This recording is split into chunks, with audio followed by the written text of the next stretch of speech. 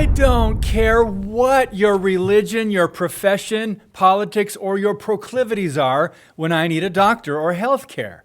I just want the very best care possible. Franklin Graham and Samaritan's Purse are helping New Yorkers, and they've put up a 68-bed field hospital in Central Park, staffed by 60 to 70 medical professionals to care for patients battling the Chinese coronavirus. But not everyone wants their help. LGBT groups such as Accountable for Equality have even suggested that because Samaritan's Purse is a Christian organization, their volunteers will turn away gays and lesbians infected with the virus, quote, leaving them on their own to find care elsewhere, end quote. NBC News ran with this headline: Group behind Central Park's COVID-19 field hospital, run by anti-gay evangelist. I'm David Fiorazzo, and this is Christ and Culture.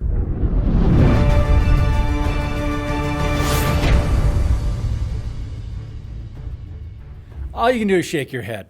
The LGBT lobby's attacking Christian pastor Franklin Graham, accusing him of putting New Yorkers' lives on the line. How exactly, though? By recruiting Christian volunteers who believe natural marriage is the union of one man and one woman. This begs the question, though, is it wrong for volunteers working for Samaritan's Purse or any Christian-based church or organization to adhere to a statement of faith, a statement of biblical principles? We're talking about the same traditional views on marriage held by a majority of Americans and the rest of the Western world until about 5 years ago. Franklin Graham has never been one to discriminate or back down. He said this, quote, God instituted monogamous marriage between male and female as the foundation of the family and the basic structure of human society. For this reason, we believe that marriage is exclusively the union of one genetic male and one genetic female, end quote. Now, people are absolutely free to disagree with Graham, but to portray him as a hater or to say that he would refuse to treat someone is malicious.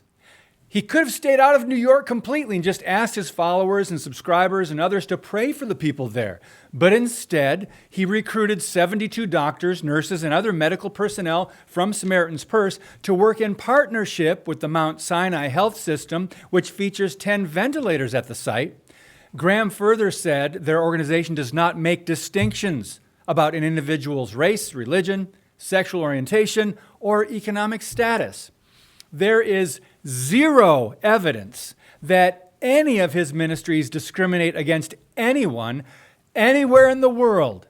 So how did New York City Mayor Bill de Blasio react to the idea of Christians helping treat coronavirus victims? He sent people over to Central Park to monitor the operation. He said this, quote, I said immediately to my team that we had to find out exactly what was happening. Was there going to be an approach that was truly consistent with the values and the laws in New York City, that everyone would be served and served equally, end quote. Well, we certainly know the liberal values of New York City, but they act as if there are no Bible-believing Christian doctors, nurses, and workers in any New York hospital or clinic or anywhere in the country. Bill Donahue, president of the Catholic League, called the New York mayor delinquent and said de Blasio seems worried that someone might catch a Christian virus if treated by one of Samaritan's Purse medical professionals. Now, is he paranoid, progressive, or just a bigot? Well, always remaining calm and sane, Franklin Graham encouraged people to pray and ask God for help. He said this COVID-19 pandemic is a result of a fallen world, full of sickness, disease, and sin. A world that has turned its back on God, and our country is no exception. It's also Resurrection Week, by the way, on top of all this, and we have a very real hope in a very real Savior, Jesus Christ. You can trust the one true God with your life, health, and especially with eternity. Romans 10:9 and 10 says, if you confess with your mouth Jesus as Lord and believe in your heart that God has raised him from the dead, you will be saved. There's no better time than right now to put your faith in the creator and sustainer of all things, the only living God. Happy Easter. God bless you, and keep speaking the truth about things that matter.